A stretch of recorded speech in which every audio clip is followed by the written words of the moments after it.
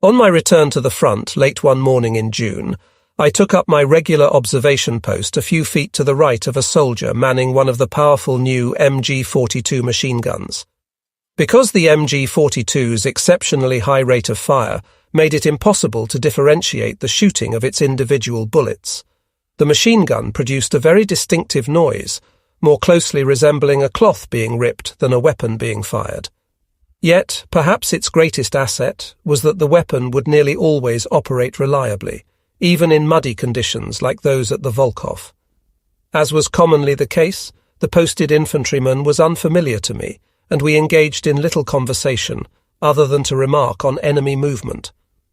Less than a half hour after my appearance, a Russian attack surged toward our position, moving across the dense brush that occupied no man's land. Instantly, the alert gunner began to pour a non-stop fusillade across our front. Calling back a fire mission, I requested our 75mm guns to drop shells in a curtain roughly 25 yards in front of our position, as close as I dared risk.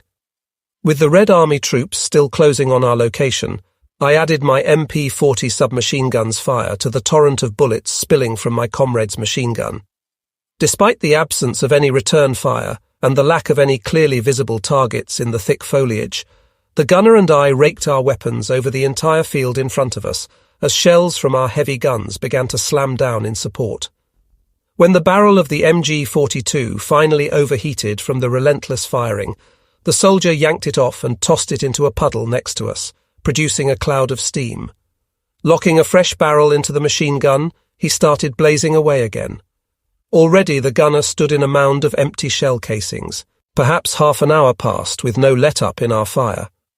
Upon emptying my third or fourth 32-round clip, I again ducked down behind the wooden walls in order to avoid exposing myself as a target during the 15 seconds it took to reload another magazine into my weapon.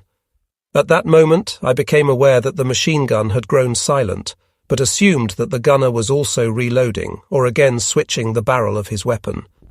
A glance to my right revealed the gunner crumpled on the ground beside me.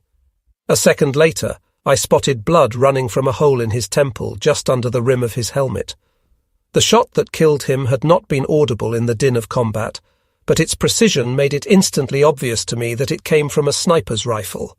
There is not much time to contemplate one's fate in the middle of a battle, but the thought flashed through my mind that it could have been me lying there with a bullet through my head, if I had not ducked down or my submachine gun's magazine had run out a few seconds later. Crouching to keep my body hidden beneath the log fortifications, I sprinted over to the next infantry position 15 yards away to alert them to the loss of their machine gun support in that sector. While any regular infantryman would have had to hold his position and continue fighting, my latitude of movement as forward observer allowed me to depart that vulnerable area of the line and escape the fate of my unknown comrade. On June 28th, the relentless struggle at the Volkhov ended in a German victory 3.5 months after our arrival. The Wehrmacht's High Command reported that German forces captured approximately 33,000 Red Army prisoners, 650 artillery pieces, 170 tanks, and 3,000 machine guns. Among those taken prisoner was General Vlasov, who eventually would lead units comprised of captured Russian troops who agreed to fight with Germany against the Soviet Union's communist government. Viewed as a traitor by the Russians, he was executed after the war. The German troops who went through the Volkhov also suffered during the months of fighting. Indeed, the condition of those of us who survived was often little better than that of our enemy captives. My own weight dropped about 20 or 25 pounds to an emaciated-looking 160 pounds, but many other German soldiers endured far worse health problems. As I wandered over what had been the bitterly contested area of the Schlauch afterward, only a giant forest of stumps stretched to the horizon where the dense woods had once stood. The Soviet dead, or rather parts of their bodies, carpeted the churned-up ground. The stench was indescribably ghastly. The Battle of the Volkhov had been a terrible struggle in almost unimaginably miserable conditions, but our success reinforced our belief that Germany would eventually prevail in the east. That summer, a new offensive in southern Russia offered us further hope that final victory was not far away. July 1st, August 11, 1942.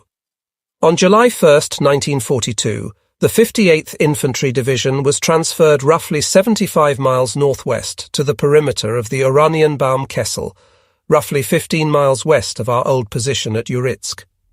The Soviet troops in this area had been cut off from the main body of Red Army forces further east during the previous summer's campaign, and were now surrounded in a large semicircular pocket with their backs to the Gulf of Finland. Although the division occupied roughly 15 miles of the front at Oranienbaum, the general lack of action offered us a relative respite from combat.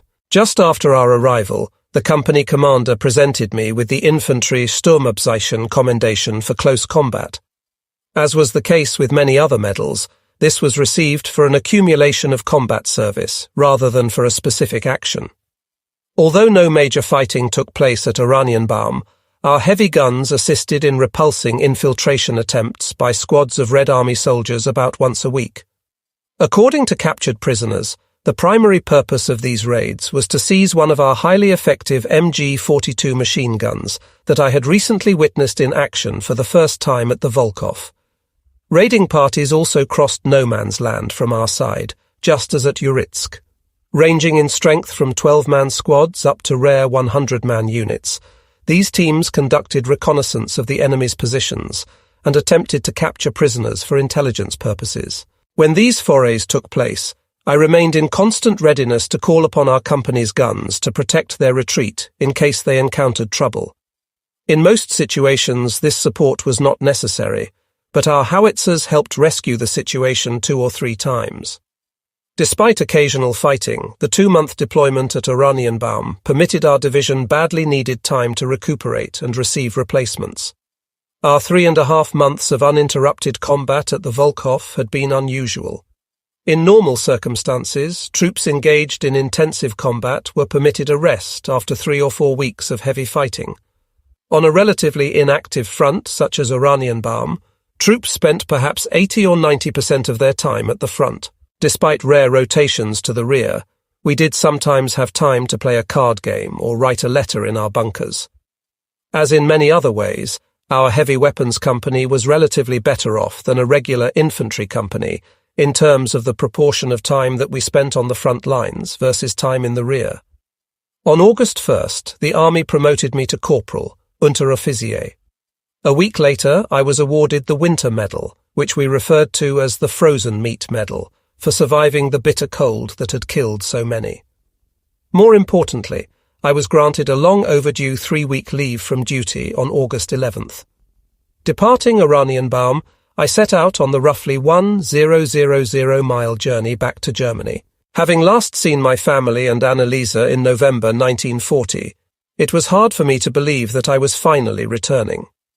While fighting in Russia, home had seemed a million miles away. August 11th, August 30th, 1942. When we reached the border of the German Reich at Tilsit in East Prussia, the military authorities required everybody on board the train to undergo a thorough delousing.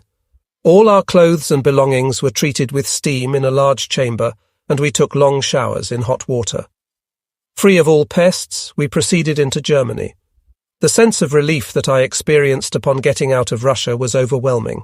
When I finally arrived in Pugan 3 days after my departure from Oranienbaum, my family gave me an even warmer welcome than when I had arrived home the first time from Belgium. After 20 months away from home, my sisters had grown so much that they were almost unrecognizable to me, particularly my 5-year-old sister Margaret. Playing with her was one of the highlights of my time at home. The welcome and treatment that I received from my family made me feel like a conquering hero. My mother even laid out a spread of specially prepared foods for me in a separate dining room, which the rest of my family envied. During my meals, my sisters sang a plaintive song just outside the door. Hear our quiet call for pastries for all.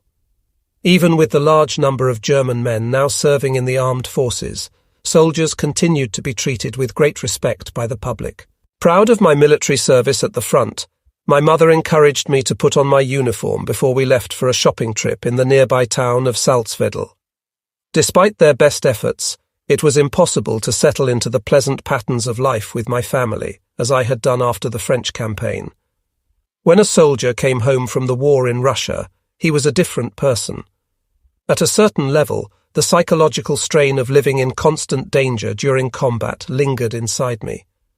Though the old familiar routines of farm labour proved more therapeutic than my efforts to relax, it would ultimately take years to melt away the stress. Beyond this immediate tension, the fighting and killing had also perhaps affected my soul in ways that no amount of time would heal. While the farm itself remained unchanged from my youth, much had changed in Pugan. By this time, the German government had begun sending prisoners of war and conscripted civilians to work as labourers in the nation's factories and on its farms to replace manpower serving at the front. Following Poland's defeat in 1939, several Polish POWs had arrived at our village. These had been joined by a larger number of French and Belgian POWs the next year. As part of my family's continued targeting in retribution for its lack of support for the Nazi regime, local officials ordered my father, now a member of the Volkssturm, Home Guard, to serve as a guard for the village's 20 or so POWs. This duty required him to spend the night at the pub down the street from our house, since the prisoners were locked up at night in the pub's ballroom. Since my father was about 50 years old, he probably would have found it difficult to cope with an escape attempt. Fortunately, he generally got along well with the prisoners and never had any problems.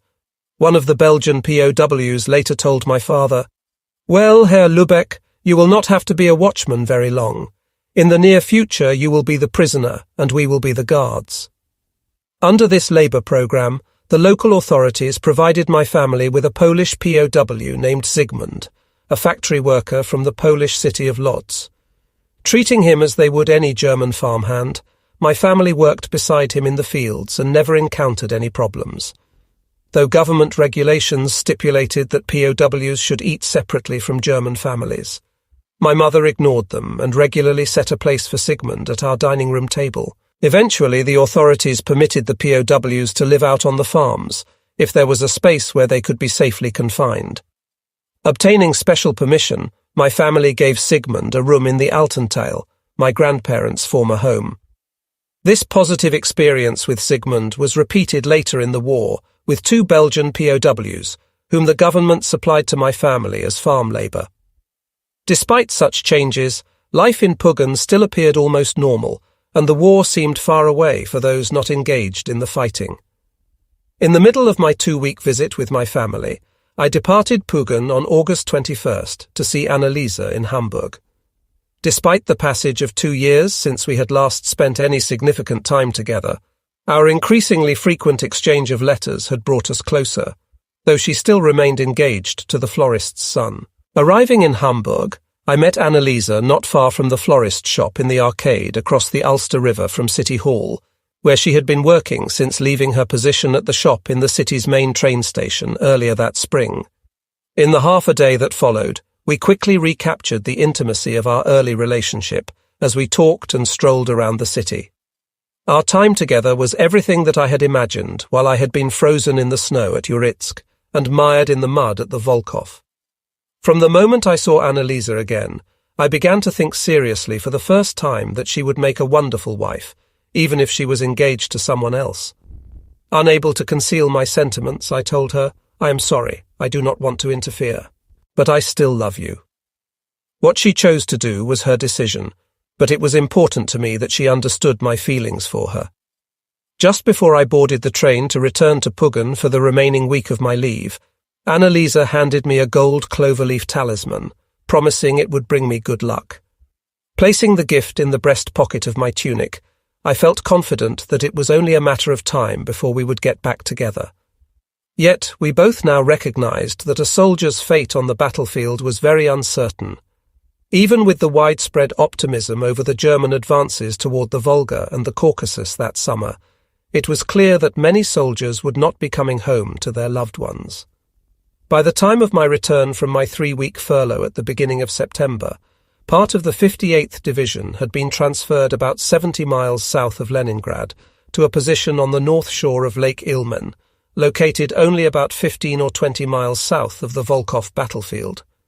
When I reached my company, it had taken up quarters in deserted Russian homes on the southern outskirts of the ancient Russian city of Novgorod.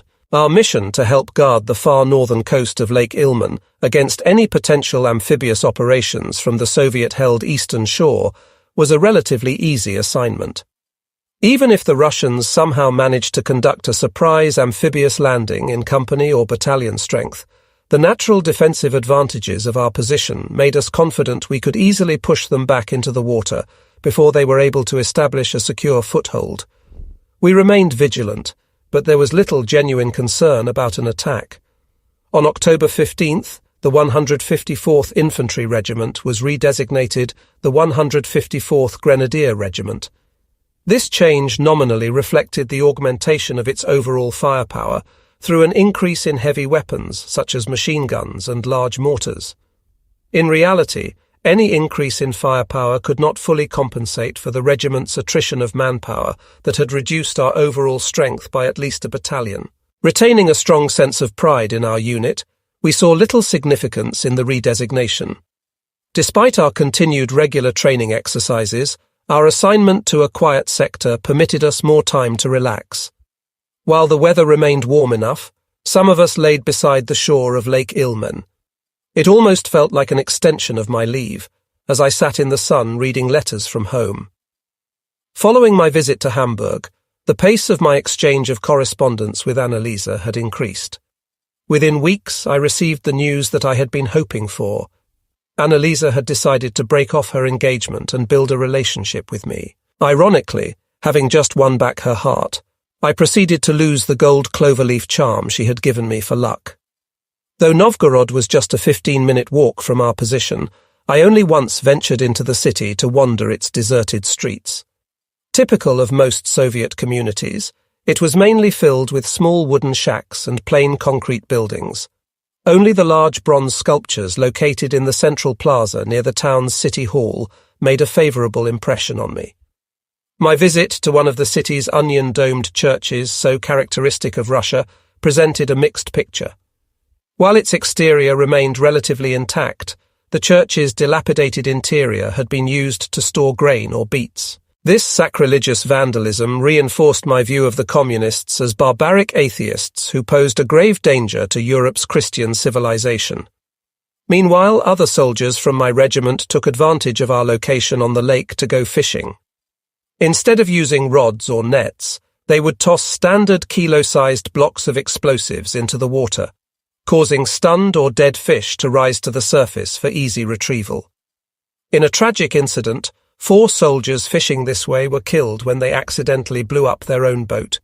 Even during the quietest moments in Russia, death never seemed far away. Demyansk, November 1942, February 1943. As part of its general counter-offensive in the winter of 1941-1942, the Red Army had staged an assault against German lines south of Lake Ilmen. By early February, the enemy had succeeded in isolating our units holding the areas around Demyansk, forcing the troops there to be supplied by air. In late April, the Wehrmacht counterattacked and forced through an overland route to the isolated troops, but the roughly 4-mile-wide and 7.5-mile-long supply corridor remained precarious. At the end of November 1942, the 58th Infantry Division joined other German divisions transferring south of Lake Ilmen to help protect this vital but still vulnerable land bridge to the Demyansk pocket. With another Russian winter already upon us, our division moved into an area just above the Polar River along the north side of the Schlauch in the hilly terrain known as the Valdai Heights. However, as was usually the case, most of us lacked any knowledge of our geographic location and were only aware of our immediate tactical situation. The fighting at Demyansk remained fairly constant, though in our area it lacked the intensity of what we had endured at the Volkhov. In resisting several large assaults and frequent smaller raids against our lines by the Red Army, we sometimes yielded or seized ground in tactical retreats or advances, but the front lines remained relatively stable.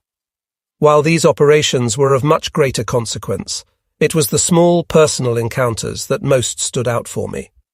Reaching our newly assigned post on a low ridge along this corridor, my communications specialist and I joined a group of other soldiers in a large bunker near the front that served as the living quarters. Because it was impossible to dig out an underground bunker or trenches in the frozen, rock-hard earth, it had been constructed above ground with snow camouflaging the log walls. A snow wall facing the Russian lines offered additional protection. Nearby, there was also a small observation tower. In spite of our efforts to create a secure position, we soon began to be plagued by sniper fire from a Soviet sharpshooter. Fearful of getting hit, we were forced to remain inside the confined space of the bunker during the daylight hours. After this situation had persisted for several days, I finally grew frustrated and decided to do something about it. Grabbing a Mauser rifle, I made my way from our bunker to the snow rampart. Crouching down on my knees, I carved out a small aperture through the wall with my hands. Scrutinizing the winter landscape, there was nothing that gave away the location of the enemy sharpshooter. Suddenly, a shot burst through the snow wall, passing just over the top of my helmet. Accepting my defeat in our brief duel, I pulled my rifle from the hole and quickly ducked back into our bunker. As far as I was concerned, we would have to learn to live with the threat of the sniper. Soon afterward, I was surveying the enemy lines from the observation tower when I observed a Russian soldier walking out in the open through the snow about 500 yards away from our position. As I shouted down a fire mission, an infantryman aimed a small 50mm mortar and dropped a round into the tube. When the shell impacted about 50 feet from the Russian, he appeared to be startled. Suddenly realizing his perilous situation, he took off running through the deep snow and never stopped. Despite the gauntlet of fire created by the half-dozen mortar rounds falling around him, he somehow escaped unharmed. Sometimes war seemed more like a harmless game, rather than the deadly struggle it really was. My turn as the quarry would come a few weeks later at another frontline bunker, located perhaps a mile from our previous position. The morning after my arrival there, I awoke to discover an overnight snowfall had built upon previous accumulations to leave a powdery cushion a foot deep. Leaving the bunker with a field telephone, I trudged a short distance through the picturesque winter landscape until I reached a good observation point. Concealed by my white camouflage, I remained standing in order to better survey the surrounding terrain. Without even lifting my binoculars, a quick scan of the enemy position immediately revealed a couple of Red Army bunkers. Protruding 6 feet above ground, the structures were plainly visible from my position less than 100 yards away. Though fresh snow now partially covered the layer of protective earth piled onto the bunkers, they appeared to be of recent construction and clearly posed a direct challenge to our control of the area. Selecting the closer and larger of the two, I called back firing coordinates to one of our 150mm howitzers, requesting a single round on the roughly 30-square-foot target. In a couple of minutes, an explosion threw up a cloud of snow about 20 yards to the left of the bunker. After adjusting the distance and direction, the second round landed 10 yards to the right. Advancing a little closer to better observe the target, I made a further correction and requested a delayed fuse. This round found its mark. Just after it smashed through the roof of the bunker, there was a loud whoosh of air as the shell with the delayed fuse detonated inside the structure a second later. The only thing observable externally was a little white smoke that drifted out through the roof. Before I could call back the targeting coordinates for the second bunker, enemy mortar rounds suddenly began bursting in the snow around me. Despite my camouflage, a Soviet observer had somehow spotted me during the 20 minutes that had passed. Now I was the prey. Moving clumsily through the snow, I headed for cover in our bunker a dozen yards away. Just over halfway to the entrance, a shell exploded right behind me. I felt a rush of air, but the deep snow partially absorbed the force of the blast, probably sparing me from serious injury. Gaining the relative safety of our bunker, I asked an infantry soldier inside whether I had been hit. Examining the back of my padded jacket, he confirmed that it was perforated with tiny holes caused by metal splinters from the mortar round. During the next half hour, he painstakingly removed the small shrapnel fragments from my skin. Once again, I had been lucky to avoid more serious injury. Because the precision involved in targeting enemy bunkers was a great challenge, It became my favorite task as forward observer. My success in knocking out perhaps a half-dozen of these structures over the previous year had earned me a reputation as a bunker-busting specialist inside the 13th Company. The destruction of the large bunker on the Demyansk corridor, however, had drawn me unwanted attention from the enemy. Around this time, the Red Army had begun to deploy loudspeakers on the front lines to spout propaganda and threats delivered in perfect German. Perhaps a week after my successful elimination of the bunker, a soldier from one of the regular infantry companies asked me if I had heard the Russians calling out my name over the loudspeakers. Replying that I had not, he informed me that these broadcasts were threatening me personally, announcing, "Lübecker, when we catch you, we'll cut off your nuts." Apparently, a captured German soldier had identified my role in destroying their bunker. From experience, I regarded this warning very seriously.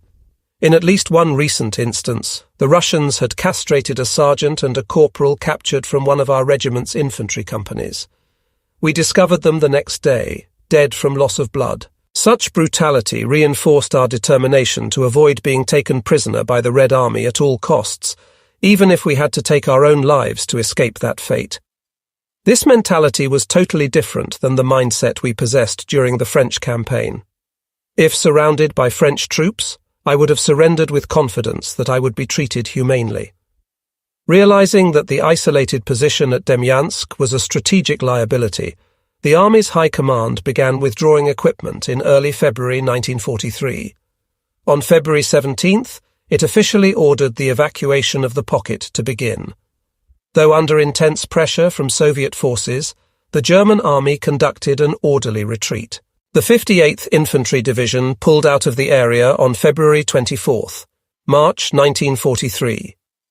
At the beginning of March 1943, our division returned to the north coast of Lake Ilmen to occupy a new defensive position near Novgorod, not far from where we had served the previous fall, guarding against potential amphibious operations.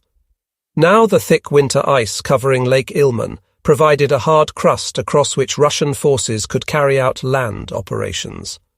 In the weeks that followed, however, the Red Army's attacks across the frozen lake proved disastrous failures, because of our ability to spot their approach across the flat surface at a great distance. Even under the cover of darkness, the Soviets found it difficult to move across the ice, since we could illuminate the area with floodlights when we heard anything approaching. When the Russians made their attempts, the heavier artillery pounded them so effectively that they generally never even came within range of our company's guns, located a couple of miles from the shoreline.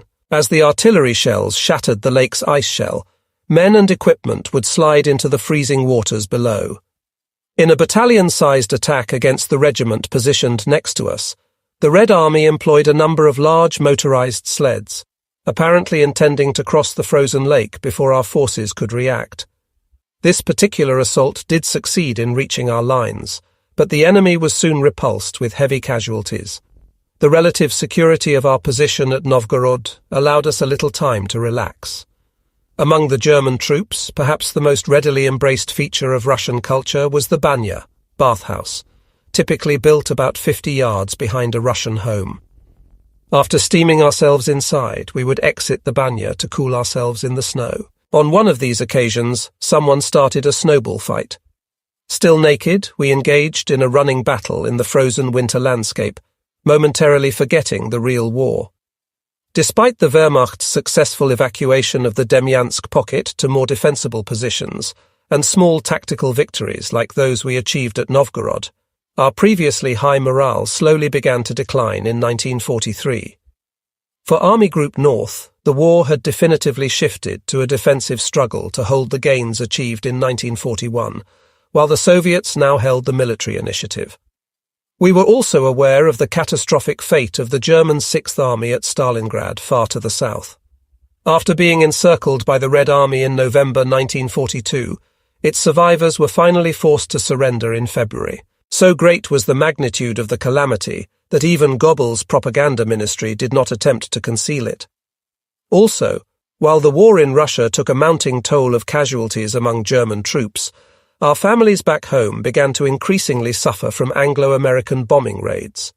Yet, after 2 years of war, we remained deep inside enemy territory and maintained faith in Germany's ultimate triumph. Our experience at the front left us wholly convinced that our army was still superior in terms of both our troops and equipment. Our generals and other officers also retained our full confidence and gave us a tactical advantage on the battlefield. Furthermore, we believed that German industry would continue to supply us with qualitatively better weapons than those of the enemy. Even after Stalingrad, we believed that we could still win a defensive struggle by not losing. The Red Army would gradually exhaust itself in its bloody assaults against us that produced only minor gains or no advantage at all. It seemed to me that the Soviet Union would eventually have to accept a negotiated peace that would leave Germany with much of its territorial gains. Just as Stalin controlled everything in the Soviet Union, Hitler held supreme power in Germany. Only after the war did it become clear to me that Hitler had engaged in a constant struggle against the Wehrmacht's general staff for control of military decision-making. As the war progressed, he increasingly subordinated the generals and the army to his whims. Unaware of Hitler's bungling and the political conflicts at the top, we never questioned the military decision-making until late in the war. Witnessing the skilled leadership exercised in the field, German troops at the front held the officer corps in high esteem. Yet even if tactical decisions by field officers remained unaffected, political meddling at the level of corps command or higher produced many poor strategic decisions. In the Red Army, the intervention of the communist political leadership in military operations was even more pervasive. Unlike the Wehrmacht, the Red Army installed Politruks, political officers, down to the company level and empowered them to make final decisions on lower-level tactical matters about how and where to fight. Although the Russians possessed many capable military officers well versed in military tactics, the presence of these Politruks limited their effectiveness on the battlefield. This political interference largely explains Germany's tactical superiority. As the Politruks gained more influence over military decisions later in the war, they caused the Red Army a lot of unnecessary casualties. Based upon my experience in combat and the intelligence we obtained from captured enemy troops, I would judge that perhaps a quarter of the Red Army casualties can be blamed on the interference of the Politruks. It was also apparent to German troops at the front that the Soviet political leaders and officers regarded an ordinary soldier's life as a commodity without much value. They never hesitated to expend the lives of their men in operations that had a minimal chance of success.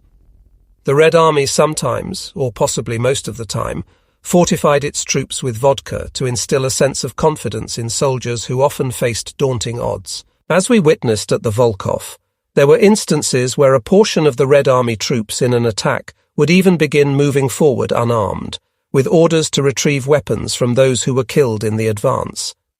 The NKVD, the Soviet secret police, would set up machine guns behind the attacking infantry to prevent any retreat. With no alternative, these troops would advance forward against our well-defended positions to be slaughtered or captured. If captured, the Russian soldier would generally continue to resist. Attempts to threaten a prisoner with a firearm during interrogations would frequently produce only a smile. Strangely, only the threat of a beating with a club or some similar weapon would tend to make the man fearful. In addition to the ethnically Slavic troops, growing numbers of Mongolians from the eastern parts of the Soviet Union began to appear in Red Army units after 1943. While not afraid of the typical Slav, we feared these Mongolians, who were especially tough and brutal adversaries in combat. At the start of the war, we often viewed and treated the Soviet soldier as a primitive brute. As we came to know the enemy, however, the natural courage and toughness of the Red Army soldier won him our respect. Whatever their views on communism, it soon became clear to us that the Russian troops were willing to sacrifice their lives to repel the German invaders who had occupied their motherland. Late March, April 24th, 1943. Though we still maintained our siege lines close to Leningrad, a Red Army offensive in January 1943 succeeded in opening an overland supply route into the city along the southwestern shore of Lake Ladoga.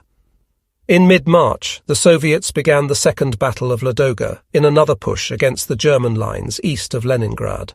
At the end of March, The 58th Infantry Division was pulled out of Novgorod and travelled some 60 miles north of Lake Ilmen to help bolster this threatened sector.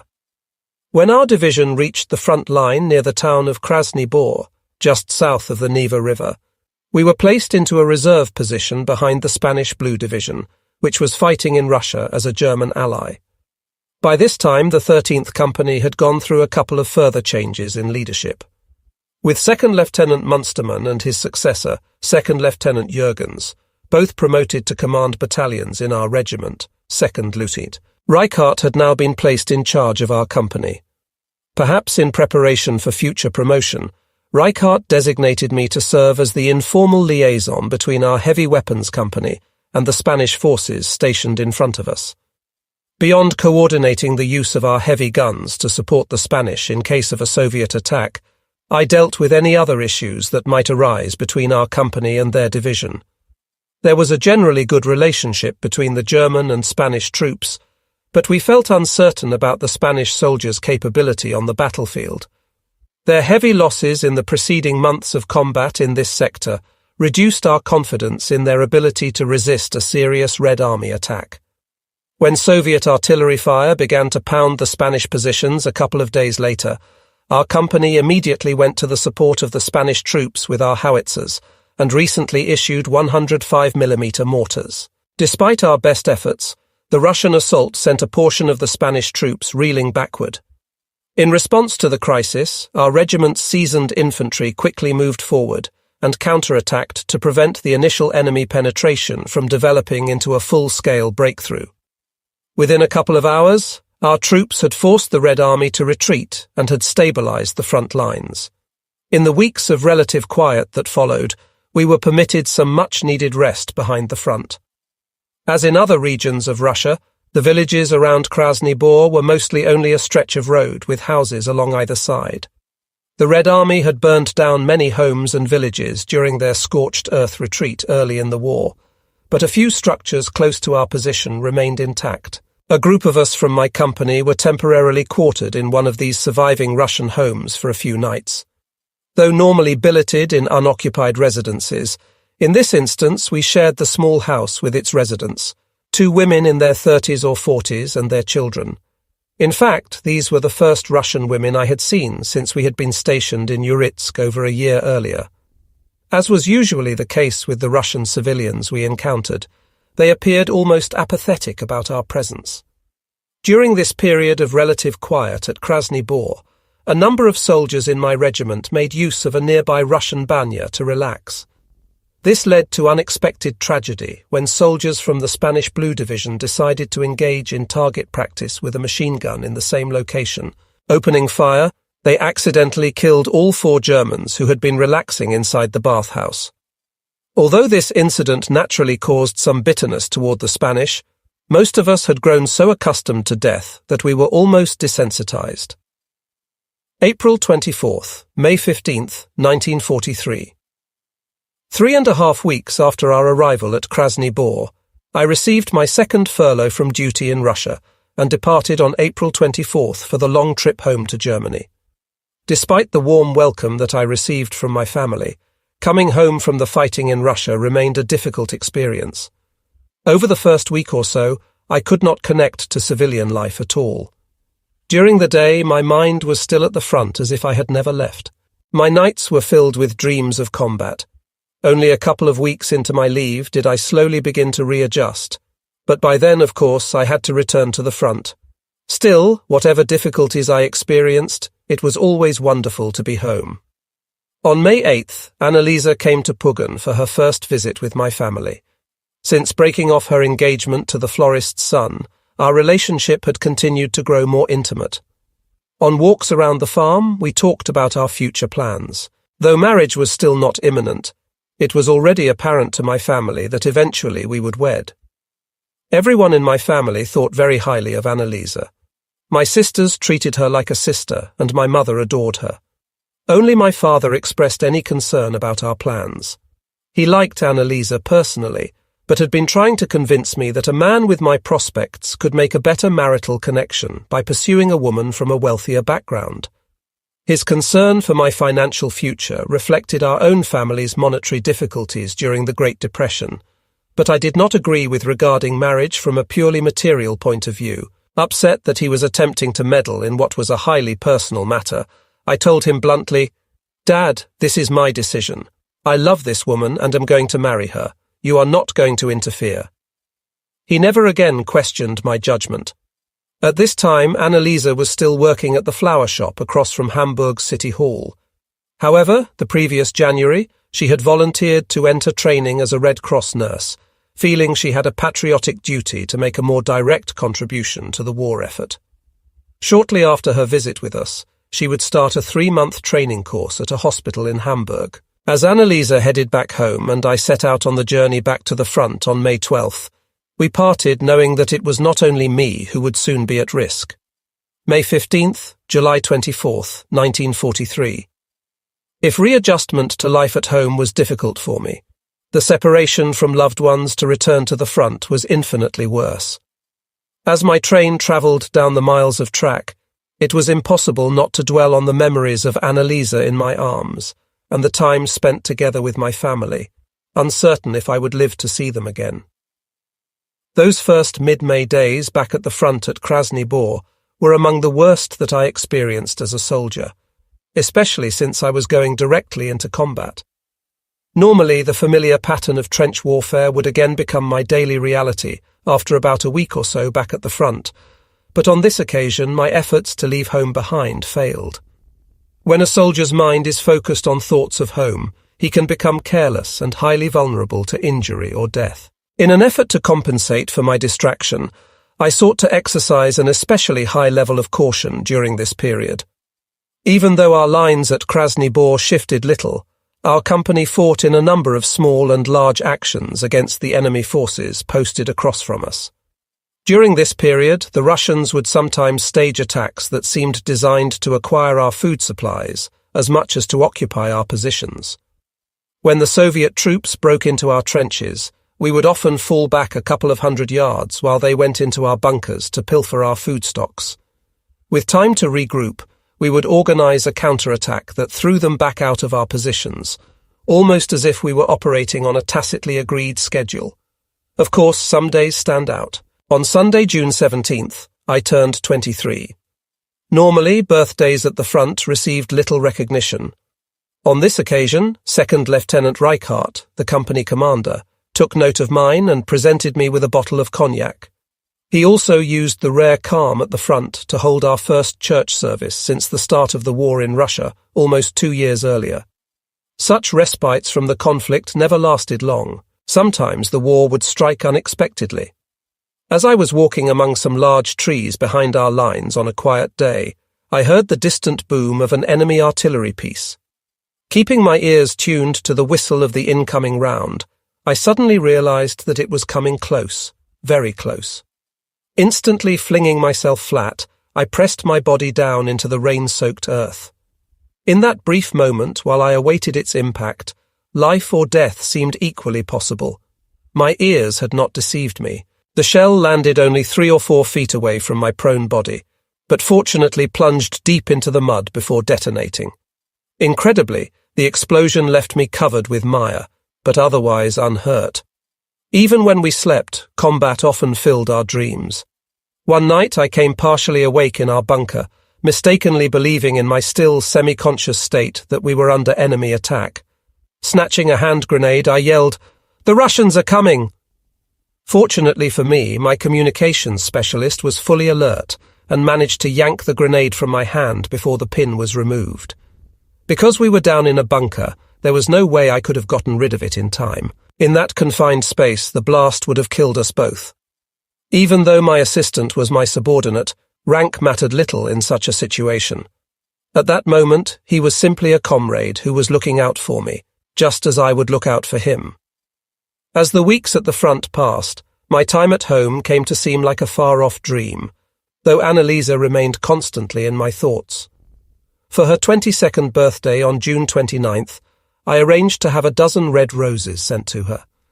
It was as much an expression of my hope for our future together as it was a token of my deep affection.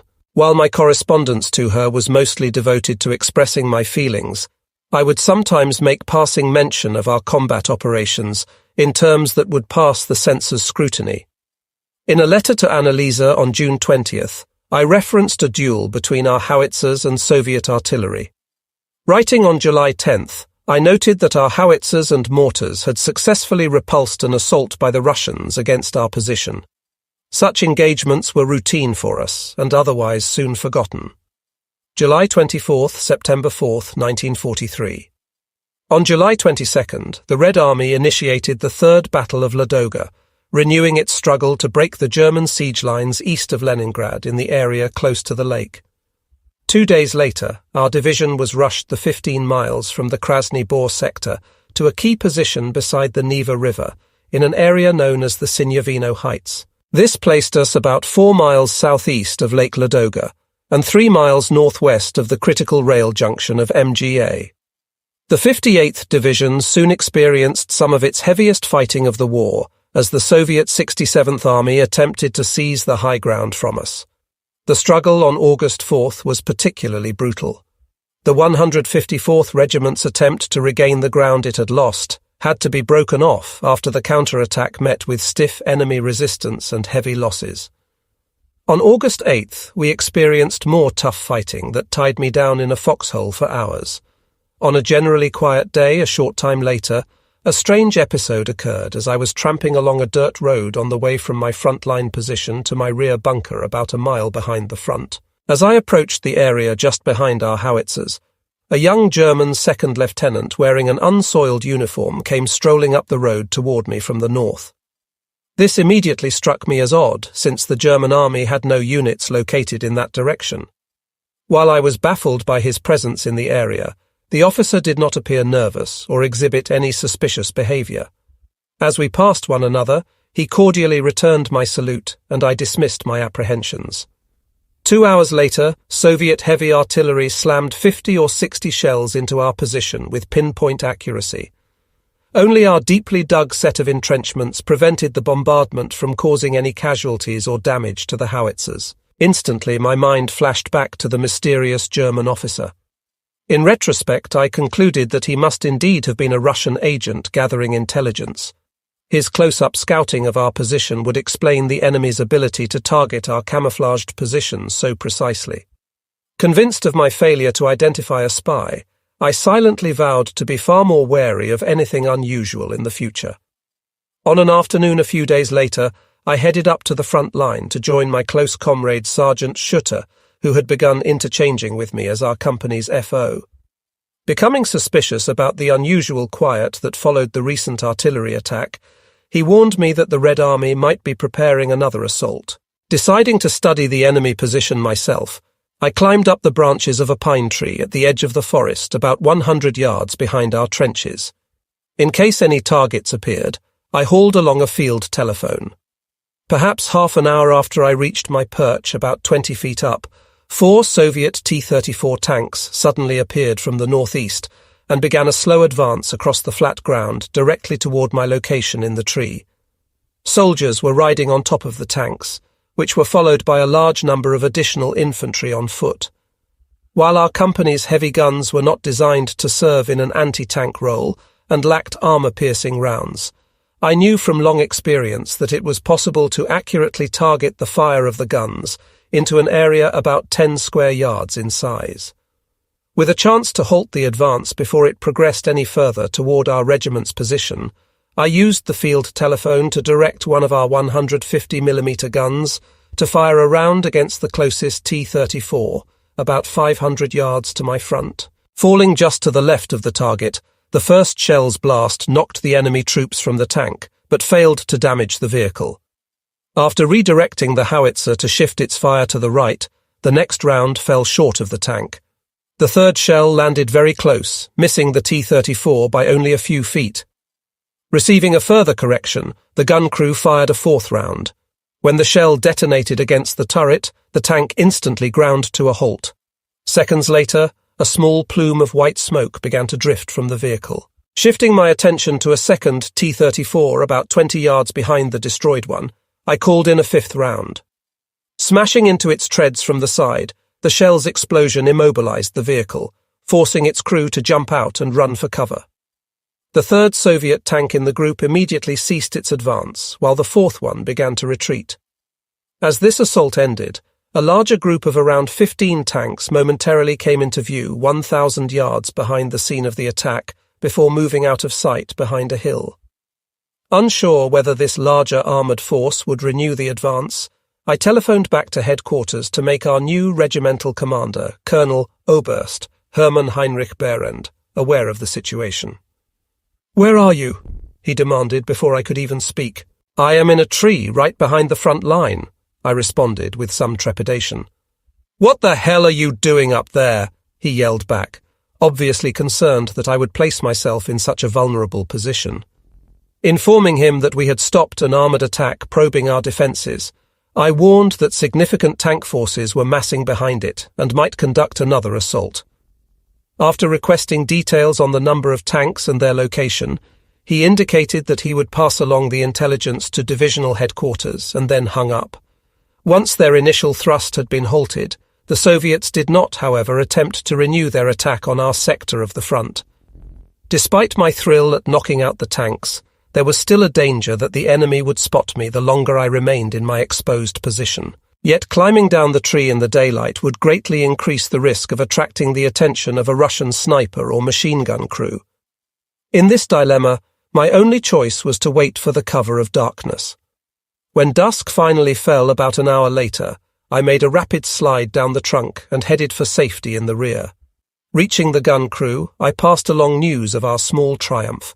In a war filled with many combat engagements, hitting a moving target with indirect fire from guns in the rear was a rare and memorable accomplishment. Over the course of the war, most of the casualties in our regiment resulted from Russian artillery and mortars, to a lesser extent from small arms fire. About this time, however, we also began to endure our first bombing and strafing raids by Soviet aircraft. During the daytime, we occasionally faced a threat from Soviet ground attack planes, like the Ilyushin II Sturmovik. At night, we confronted the menace of the Polyakov II, nicknamed the Namashine, sewing machine, for the loud rhythmic clattering of its engine. The noisy approach of the Namashine was audible at a great distance, but it was virtually impossible to target them in the darkness. Flying a couple of 100 feet overhead, the pilot and co-pilot would search for any flicker of light that would reveal the location of our lines or rear camps.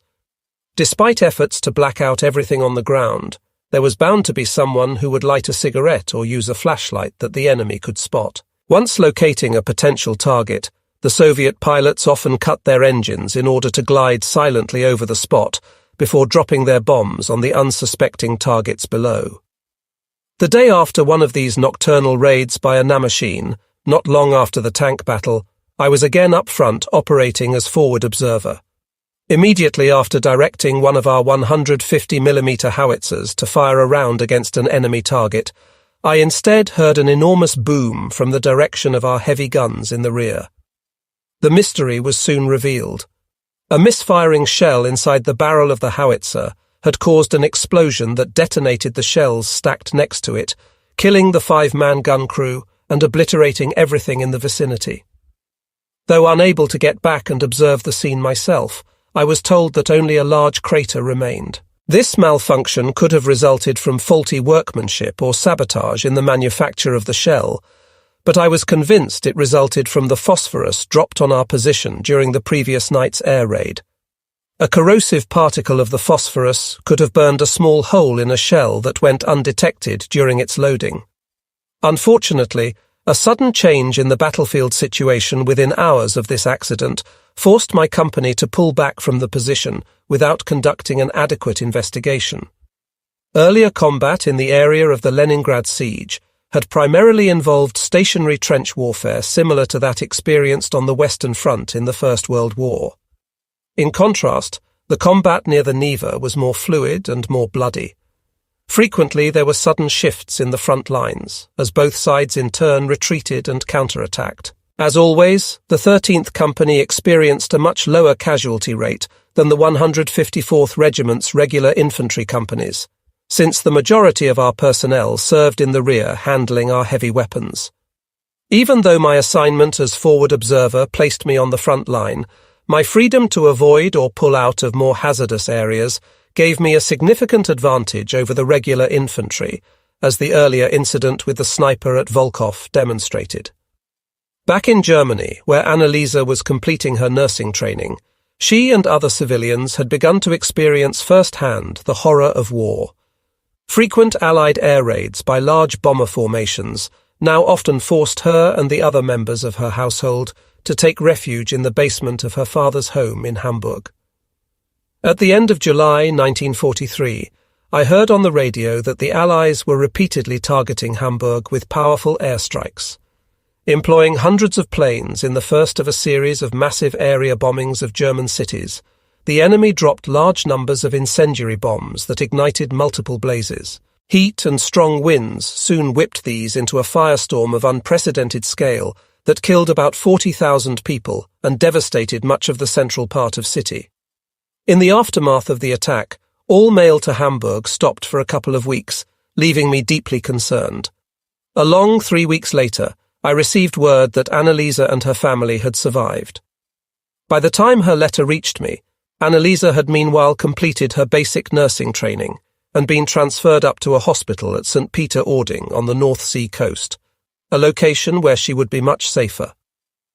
Composing a letter to Annalisa, I conveyed both our difficult conditions at the front as well as my concerns for her. We are in the most northern part of the Eastern Front on a large river, the Neva. We are in foxholes and life is really miserable. We don't get any sleep. I await a letter from you concerning the bombing of Hamburg on 25th and 26th of July, 1943. It would be months later before I learned what she had personally experienced. Despite the hardships in Russia, I still expressed an abiding optimism about the outcome of the conflict. We don't have very much of our younger years left to us, but this will change when the war is finished. We here on the front are very positive that we will win the war. My words also sought to reassure her by painting a brighter future for us after the fighting had ended. All that we are going through now will be compensated by our mutual love. After our victory, we will make up for all these missing moments and hours.